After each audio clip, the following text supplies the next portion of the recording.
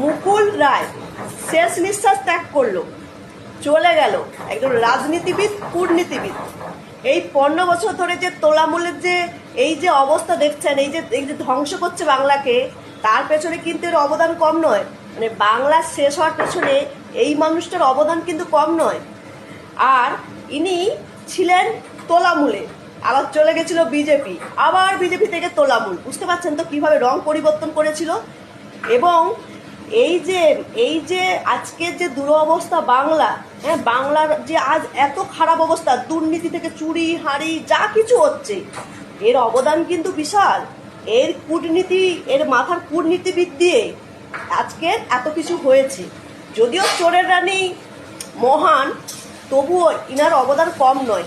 তাই বলছি, চলে গেছে ঠিক আছে, কিন্তু পরের জন্মে যেন একটা সাধারণ মানুষের জন্মগ্রহণ করে আর এইভাবে যেন শিকার হয়। সত্যিকারে যেভাবে বাংলার আজ অবস্থা হয়েছে না, বিশেষ করে যুব সমাজ, শিক্ষক সমাজ থেকে শুরু করে স্কুল বন্ধ হয়ে যাচ্ছে শুরু করে, তাই এই লোকটার অবদান কম ছিল না, সেটাই বলা।